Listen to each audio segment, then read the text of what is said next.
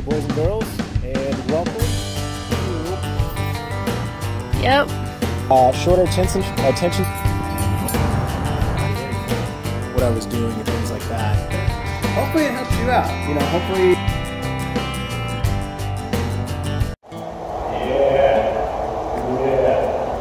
Oh, how's it going, boys and girls? Welcome back to another episode of Storytime with Uncle Mason. I joined today by my few friends over at the Insanity Fitness class, and Sean T, and he's going to motivate everybody to do some fitness stuff subliminally while I talk about some emotional stuff. But before we do, always got to talk about Honor 22 and the Foundation. So coming up this Saturday, we're going to be up in Austin running the Bone Frog competition. If you guys haven't signed up, go ahead and do so already, and hopefully we can meet up and run together and compete. It's going to be an awesome time. As far as the foundation is concerned, we do have a couple different fitness stuff throughout the week. Monday, Wednesday, Friday from 2 to 4 p.m., or excuse me, from 1 to 4 p.m. If you want to come and work out, and you want to come and work out with me and just get a one-on-one time together, I'm going to be available for that. Again, that's Monday, Wednesday, and Friday from 1 to 4.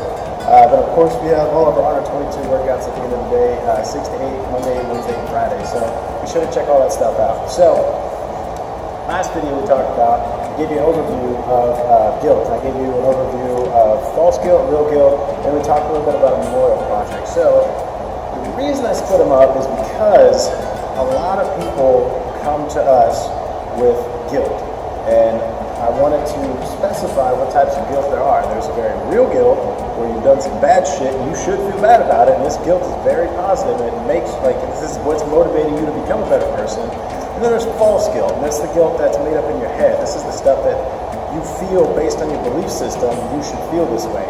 And I wanted to talk about false guilt today. So, to start off, going into the book, it says, guilt is good, it's invented by God. It's meant to let us know when we're doing something that's leading us to separation of one sort or another, prompting us to go back to God for forgiveness and restoration.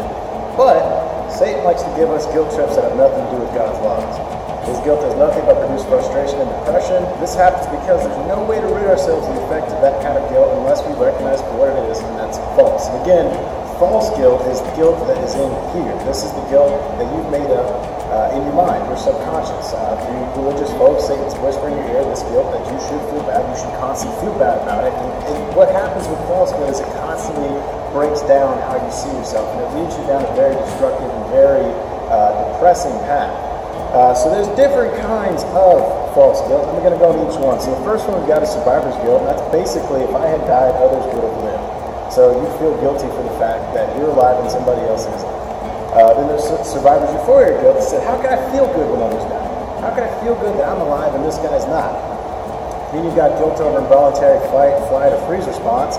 That's just, you feel bad about freezing in the moment. Whether it's combat, whether it's police action, whether it's sexual trauma, whatever the case may be, you feel bad for freezing in the moment, or you feel bad for overreacting. Then, of course, you've got guilt by association. This one's, I'm a soldier. Soldiers sometimes commit atrocities. I am among the atrocity committed. Basically, you feel guilty for something that you never did, but because you're associated with this group of people, you feel guilty for what somebody else did. Then you've got competency guilt, and this is where if only it acted quicker, more skillfully, or smarter, people wouldn't have died, suffered or died. So you're basically questioning your own mental capacity there.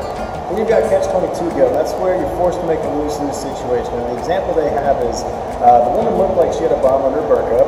We kept yelling at her to stop, but she kept coming. If I didn't shoot her, she could blow up on my buddies. I shot her, but she had no bomb. How am I supposed to do that? So you feel bad for committing an act where it was a no-win scenario, where where no matter what happens, something bad was going to happen. Then there's helplessness guilt. You say, another example, I wanted so badly to get my buddy out of the line of fire, but they had him pinned down. If only I could have gotten to him, he'd still be alive today. That's where something bad's happening and you wanted to do something, but you couldn't because some sort of outside force was stopping you from doing it. And then you've got role and responsibility guilt. It was my responsibility to keep my men safe and some of them died. So you feel guilty about some of the people that you're supposed to take care of and not being taken care of.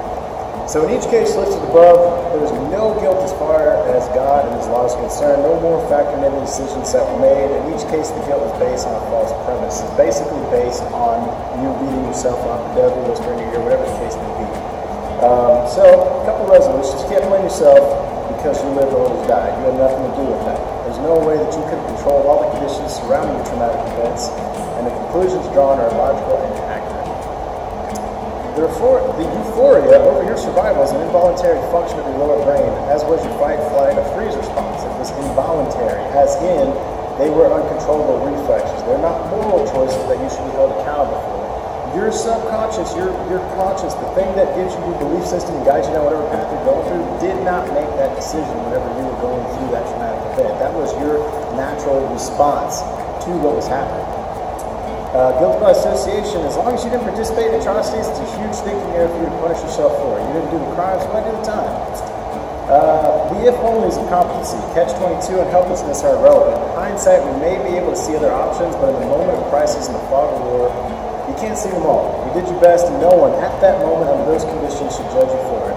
You can wish that some magical solution would have presented itself in the last moment, but it didn't. That's reality, not control.